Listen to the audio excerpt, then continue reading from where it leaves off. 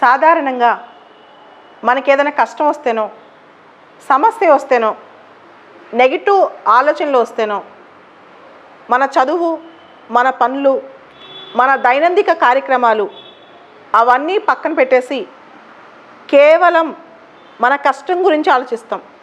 మన నెగిటివ్ థాట్స్లోనే మనం ఉంటాం. ఎప్పుడైతే మనకు సమస్య వచ్చిందో, ఎప్పుడైతే మనకి ఒక నెగిటివ్ థాట్ వచ్చిందో, ఎప్పుడైతే ఏదన్నా క్లిష్టమైన పరిస్థితి వచ్చిందో, అప్పుడు ఆ రోజు మనం ఇంకా ఎక్కువ కష్టపడాలి. మన ఆలోచనలన్నీ, మన ఏకాగ్రత అంతా మన లక్ష్యం వైపే పెట్టాలి. జనరల్గా ఒక కొత్త ఆలోచన వచ్చినప్పుడు, ఒక కాంప్లెక్స్ థింగ్స్ వచ్చినప్పుడు, ఏదైనా సమస్య వచ్చినప్పుడు వెంటనే మనం చేసే పనంతా పక్కన పెట్టేసి ఆ సమస్య గురించి ఆలోచిస్తూ ఉంటాం. కానీ ఎప్పుడైతే సమస్య వచ్చిందో అప్పుడే మనం చేసే పని మీద ఎక్కువ ఏకాగ్రత మనకు ఉండాలి. అప్పుడే మనం అనుకున్న లక్ష్యం చేరుతాం.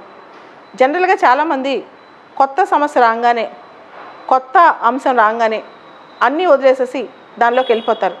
అనుకున్న టార్గెట్స్ వదిలేసేసి ఇంకొక ఒక్కదో పట్టేస్తారు. అలా ఎప్పుడూ చేయకూడదు.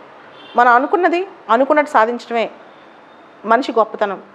కొత్త సమస్య రాగానే, ఏదైనా ఒక కొత్త ఆలోచన రాగానే, కొత్త సవాలు రాగానే లైఫ్ అంతా కాంప్లెక్స్ చేసుకుని, మైండ్ అంతా కాంప్లెక్స్ చేసుకుని, ఏదేదో ఆలోచనలతో మనం అనుకున్న లక్ష్యం వదిలిపెట్టి మాత్రం మనం కూర్చోకూడదు.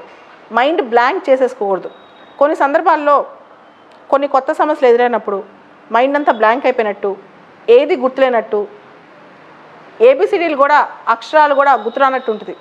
అది కేవలం తాత్కాలికమే. మన ఏకాగ్రత, మన మనసు మన దగ్గరే ఉంటుంది. దాన్ని జాగ్రత్తగా చూసుకోవాల్సిన బాధ్యత, దాన్ని పదును పెట్టాల్సిన బాధ్యత, దానికి సరైన దోవ చూపాల్సిన బాధ్యత మనదే.